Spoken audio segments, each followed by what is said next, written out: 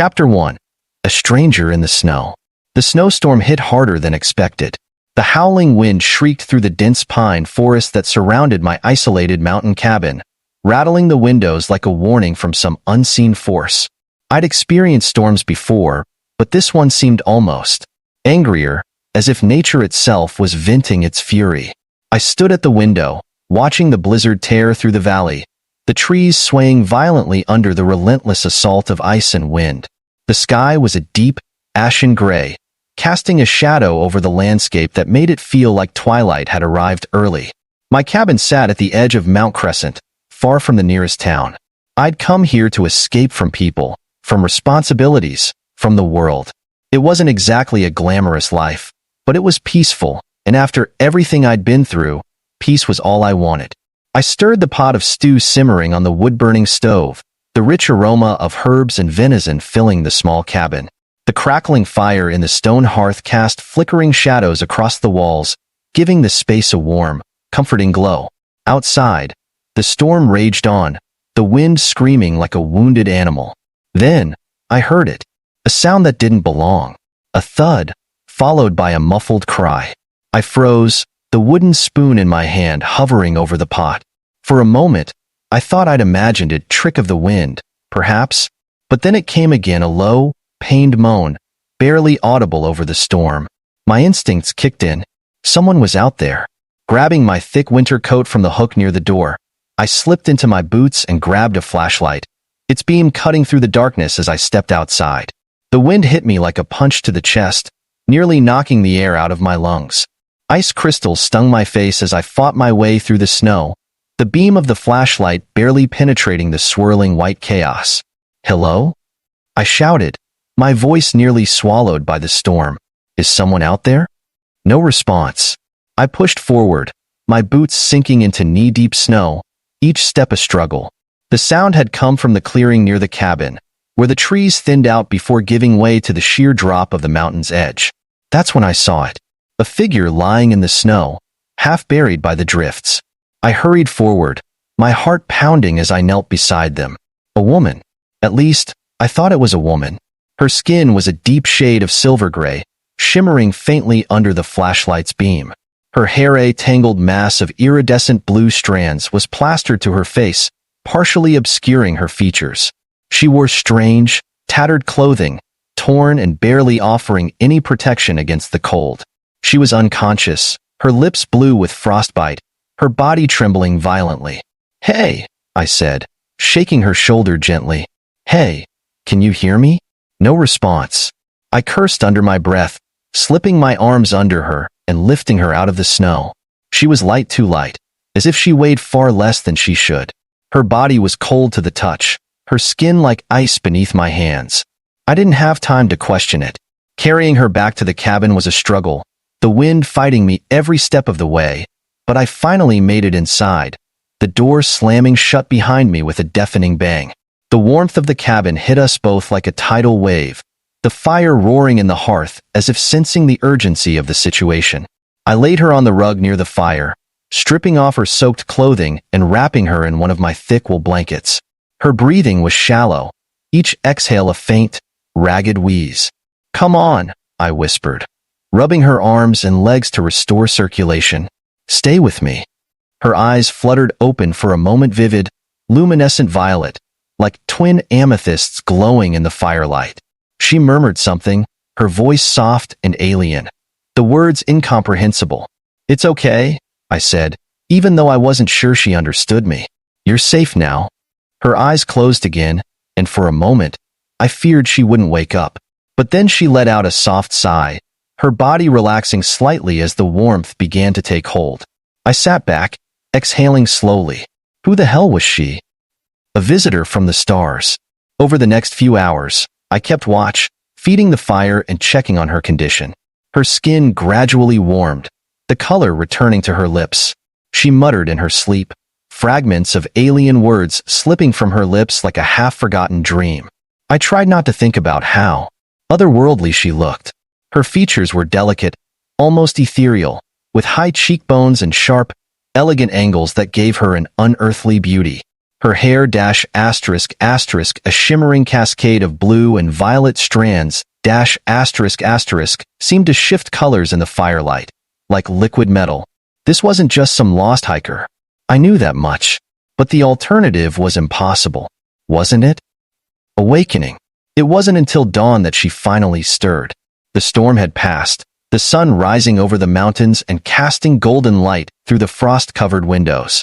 I sat near the fire, sipping a cup of strong black coffee, when I heard her soft gasp. I turned to see her sitting up, clutching the blanket around her shoulders as she looked around the cabin with wide, panicked eyes. "Hey," I said gently, setting the mug down. "It's okay. You're safe." Her gaze snapped to me, those violet eyes burning with intensity. She said something, string of sharp, guttural syllables that sounded like no language I'd ever heard. "I don't understand," I said, raising my hands in a gesture of peace. She frowned, her brow furrowing as she tried again. This time, the words were halting, broken. "Where am I?" Her voice was soft, almost musical, but there was an underlying strength to it. "You're in my cabin," I said. "In the mountains. I found you outside during the storm." She tilted her head slightly, processing my words. "You saved me." I nodded. "Yeah, you were half frozen out there." She looked down at herself, examining the blanket wrapped around her, before meeting my gaze again. "Thank you." I smiled. "You're welcome." She hesitated, then said, "My name is Tolerin." "Darius," I replied. She repeated my name softly, as if testing the sound of it. "Darius." For the first time, she smiled a small, tentative curve of her lips that lit up her entire face. And in that moment, I knew one thing for certain. My life was never going to be the same. Chapter 2. The Fire Between Us. The morning light filtering through the frost-rimmed window bathed the cabin in golden hues, but it did nothing to thaw the unease sitting between us. Tolerin sat on the rug by the fire, still wrapped in my thick wool blanket, her violet eyes darting around the room as if assessing every possible exit. She had barely spoken since waking, and while her silver-gray skin had regained some warmth, her movements remained slow and cautious, like a wounded animal unsure if it had truly escaped danger. I wasn't sure if I was the danger, or the only safe place she had left. I poured a fresh cup of coffee and set it on the table near her. "I don't know if you drink this, but it might help warm you up." She stared at the steaming mug for a long moment before reaching out, her fingers hesitant, as if expecting it to disappear. She lifted it, sniffing the contents, then took a small sip. Her entire body shuddered. I tensed, wondering if she was about to vomit or collapse. Instead, a soft, almost inaudible noise escaped her lips, a sound so utterly pleased that I nearly dropped my own mug. Her eyes flickered up to meet mine, wide with something akin to shock.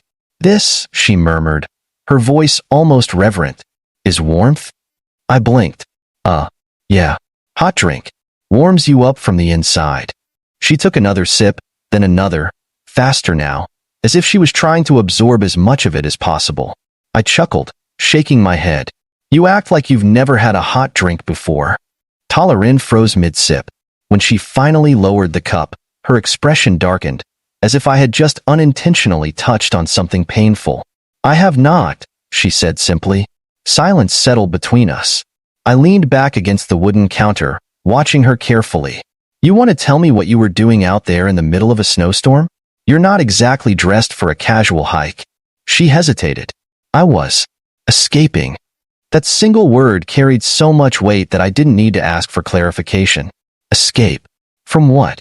Or who? Her fingers tightened around the mug, knuckles going pale. "I should not be here. I should not have fallen so close to you." I frowned. "Fallen?" Tolerin pressed her lips together, as if realizing she had said too much. "I was wounded." I studied her more closely.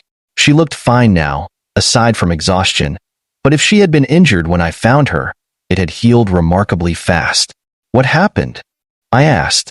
For a long time, she didn't answer. Then, at last, "They will come for me." A chill far colder than the winter air outside crawled down my spine. I set my cup down carefully. "Who?" She shook her head. "I cannot dash." Before she could finish, a deep, Low rumble shook the cabin. Visitors in the snow. I was already moving before I fully processed the dangerous sound outside. I grabbed my rifle from the wall, heart pounding as I crossed to the window, pushing aside the curtain just enough to see through the frost-covered glass. My stomach dropped. There, in the snow just beyond the tree line, 3 figures stood against the backdrop of the storm. Tall, armored, unmistakably alien. Their armor was sleek, obsidian black with glowing blue patterns pulsing along the plating, shifting as if responding to some unseen energy source. Their helmets obscured their faces, elongated and angular, with no visible eyes, just an eerie, shimmering visor that reflected the world around them. One of them tilted its head, its gaze locking onto the cabin. I didn't need to be a mind reader to know what they were thinking. She's here. Behind me, Talarin had gone completely still. Her breathing hitched, and when I turned, I saw true fear in her eyes. "Tell me," I said, keeping my voice steady. "Are they here to kill you?" Talarin's throat bobbed as she swallowed hard. "Or take me back." I gritted my teeth. "That's not an answer." She looked at me then, something desperate flashing across her expression. "You must let them take me. If you try to stop them, they will kill you." I let out a sharp, bitter laugh. "Yeah, not really my style." Her lips parted slightly, as if she couldn't quite comprehend why I wasn't already shoving her out the door. "You don't understand," she whispered. "They are dash." Before she could finish, one of the armored figures raised its hand. A glowing holographic sigil appeared in the air, forming a complex series of symbols I didn't recognize. Then, a voice echoed through the cabin, despite the fact that the figures outside hadn't moved their lips. "Surrender the fugitive.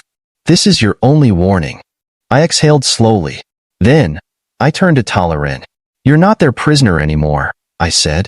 She stared at me, her violet eyes filled with something I couldn't quite place. "Stay down," I murmured. Before she could argue, I stepped to the door and opened it. A human stands alone. The freezing wind slammed into me, but I barely felt it. The 3 figures remained where they stood, their featureless helmets trained on me. I adjusted my grip on the rifle, keeping the barrel lowered but ready. "I don't know who you are," I said, keeping my voice level, "but you're trespassing on my land." A pause. Then, "This does not concern you, human." "Yeah," I said, shrugging. "See, that's where we have a problem." A long silence. The tallest figure took a slow step forward. "We are retrieving what belongs to us." I gritted my teeth. "She's not an object. You can't retrieve a person." Another pause. Then, "You protect her?" The way they said it, like they were confused by the very concept, made something dark coil in my chest. "Yeah," I said. "I do." Silence. Then, the tallest figure tilted its head slightly, and I knew in that instant we were out of time. Without warning, they moved. The first lunged forward, a glowing blue blade igniting from its wrist, aimed directly for my chest. I had half a second to react. Then, a sudden burst of violet energy flashed beside me, and Talarin was there. She moved faster than I had ever seen a person move, intercepting the attacker with a vicious swipe of energy that sent them flying.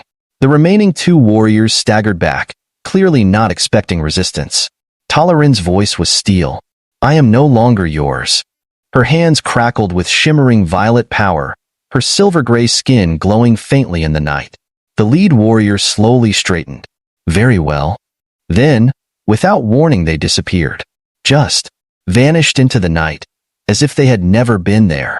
I let out a breath I hadn't realized I was holding. Then, I turned to Talarin. "You're gonna have to explain that," I muttered. She smiled a real, warm smile. "I will," she said. "But first, I want more of that shocking warmth." Her fingers brushed against my chest, and suddenly, I realized she wasn't talking about the coffee. Chapter 3. The Heat Between Us.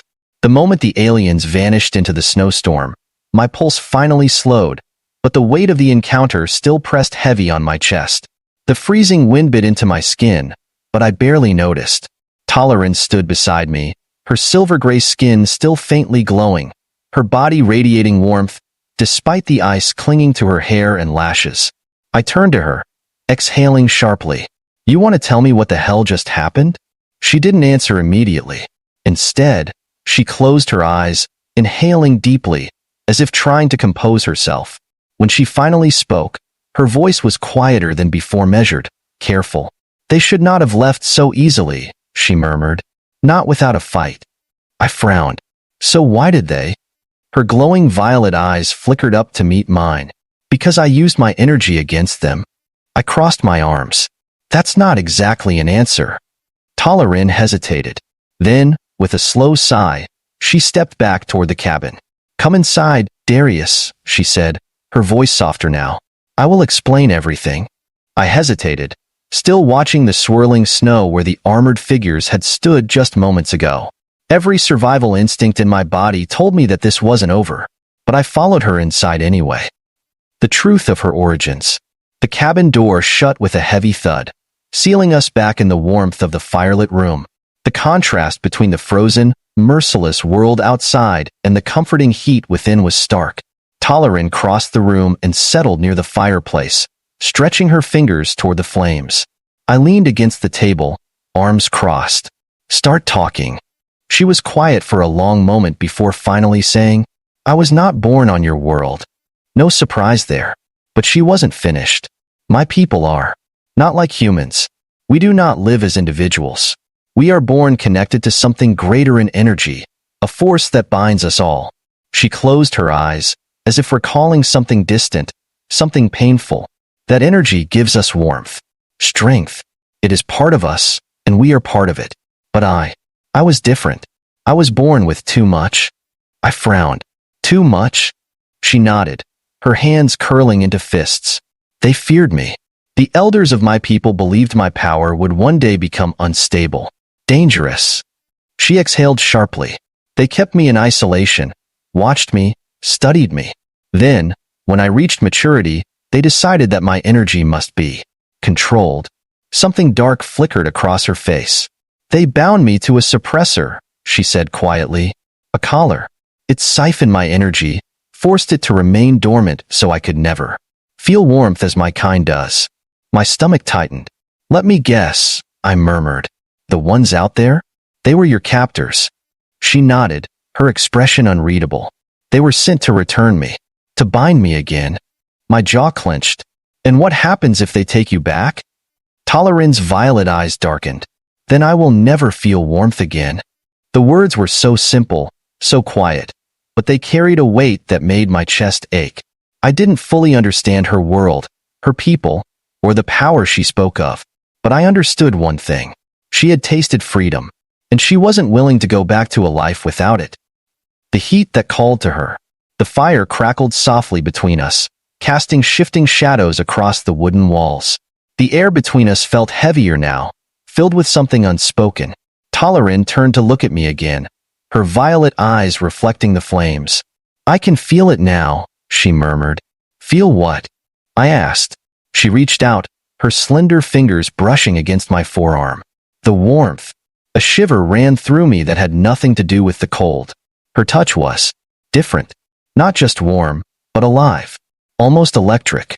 It sent a pulse of something foreign through my skin, like a static charge, but deeper, more intimate. Her gaze was intense, but not with fear. With curiosity. "You burn hotter than any fire," she said softly. I swallowed hard, suddenly aware of how close she was. I wasn't naive. I knew what this was. The way she looked at me, the way she leaned in, her body drawn to mine as if by some unseen force. But this wasn't just desire. It was need. A desperate, aching need for something she had been denied her whole life. Warmth. Freedom. Choice. She was testing me, seeing if I would pull away, if I would flinch at the idea of something unknown, something alien. I didn't move. I couldn't. Her fingers traced slowly up my arm, leaving a tingling warmth in their wake. This is new to me," she admitted. "I was always told that my heat could never be shared, that no one could withstand it." Her hand slid to my chest, right over my heart, where the warmth of my body met hers. "But you do not burn."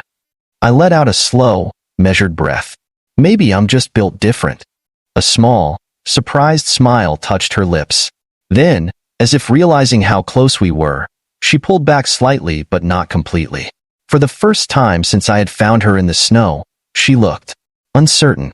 "You do not fear me," she whispered. "No," I said simply. Her eyes searched mine, looking for something in answer, an understanding. Then, in a voice so soft it was almost lost in the crackling fire, she asked, "Would you share your warmth with me?" The question wasn't innocent. She was asking me for something more than heat. She was asking me to be her anchor, her choice, her first true connection to the world she had never been allowed to touch. I exhaled slowly, and then, without hesitation, I reached out and pulled her against me. She let out a soft gasp as her body pressed to mine, and I felt it, her energy wrapping around me, merging with my own. She was fire and ice, stardust and lightning, something untamed and beautiful. And for the first time in my life, I didn't feel like I was standing in the cold. I felt alive. Chapter 4. The choice between stars and fire. The cabin felt different now. The air was thick, charged with something beyond the warmth of the fire. Talarin sat close, her silver-gray skin flushed with heat, her violet eyes locked onto mine like she was studying something beyond the physical. She had spent her life being told what she was allowed to feel, who she was meant to be. But now she was free. For the first time, she was choosing to exist outside of the chains that had once bound her. And I had chosen to stand with her. But we both knew it couldn't last. Because the moment those armored figures had vanished into the snow, they hadn't disappeared. They had regrouped, planned, waited, and now they were coming back. A warning in the wind. The wind had died down, but an unnatural stillness had settled over the forest outside. The air was thick with the weight of an impending storm, but this time, it wasn't nature stirring the winds. Talarin tensed, her fingers curling against the fabric of my shirt. "They are near," she whispered. I glanced toward the window, my gut twisting with a deep, instinctual unease. I had lived out here for years, long enough to know the signs of an approaching threat. The world outside the cabin wasn't just still. It was watching. I grabbed my rifle, checking the rounds. It wouldn't do much against aliens in advanced armor, but I sure as hell wasn't going to go down without a fight. Talarin slowly rose to her feet, her body almost weightless as she moved across the wooden floor. Her form was brighter now, her skin pulsing with faint energy, as if she were drawing power from something unseen. She turned to me, her expression unreadable. "You should leave," she said softly. I snorted. "Not happening." Darius dash. "Not happening." She exhaled, shaking her head. "You are impossibly stubborn." I grinned. "Yeah, I get that a lot." Her lips parted, as if she wanted to say more. But before she could, a deep, mechanical hum vibrated through the air. A ship. I stepped toward the window, cursing under my breath as I saw the dark silhouette descending from the sky. The vessel was sleek, sharp-edged, and far too silent for something that big. They had returned. And this time, they weren't asking nicely. The last stand. The ship hovered just above the treetops, blue light rippling across the snow as a series of figures descended from the vessel. The same 3 armored pursuers from before. But this time, they weren't alone. More figures emerged from the ship, at least 6 more, each clad in the same black armor, their visors pulsing with eerie, shifting light. I inhaled sharply. 10 of them. And just me with a rifle, and one alien woman who could summon energy from nowhere. Great odds. Talarin stepped forward, her hands glowing faintly as she turned to face them. Her entire presence shifted, no longer cautious, no longer uncertain. This was not a woman running from her fate anymore. This was someone who had finally decided to fight back. The lead warrior stepped forward, his voice booming through the air. "Talarin, by order of the elders, you will return to us now." She didn't flinch. No. A tense silence fell over the clearing. The warriors exchanged glances, then the lead one turned his featureless visor toward me. "This human has no part in this." Talarin's fists clenched. "He does now." I smirked, adjusting my grip on my rifle. "Yeah, I'm not a fan of people giving me orders." The warrior let out a low, mechanical hum. "Then you will burn with her." And then, all hell broke loose. Fire and lightning. The first blast of energy struck the ground inches from my feet, sending snow and debris flying into the air. I threw myself behind a fallen tree trunk, just as another bolt of blue light seared past my shoulder. Talarin did not run. She stepped forward, hands raised, and the air around her shifted. A surge of pure violet fire exploded outward, catching two of the warriors mid-stride. Their armor crackled, energy shields flaring to absorb the impact, but they stumbled backward. The leader lunged, his blade igniting with a deadly hum. Talarin met him head-on. Their weapons clashed, sending sparks of violet and blue across the snow, the energy from their attacks shaking the air itself. I took my shot, the bullet slamming into one of the warriors' helmets. It didn't pierce, but it sent him staggering back long enough for Talarin to blast him off his feet. The fight was a blur of light and motion, Talarin moving faster than my eyes could follow, dodging strikes, countering with deadly precision. But there were too many of them. One of the warriors slipped past her defense, swinging his blade, and I saw it too late. "Zyra!" I shouted. She turned just as the weapon connected. Her body jerked back, a strangled gasp escaping her lips as the energy blade sank into her side. I saw red. My rifle roared, the shot slamming into the warrior's exposed neck joint. He dropped instantly, and I didn't stop shooting. Another round, then another until his body lay still in the snow. Talarin staggered, her glow flickering, unstable. But she wasn't done. With one last surge of power, she lifted both hands, and the entire forest ignited. A shockwave of pure violet energy blasted outward, ripping through the remaining warriors and sending them sprawling. Their armor cracked, their weapons short-circuited, and before they could recover, Talarin collapsed into my arms. The final choice.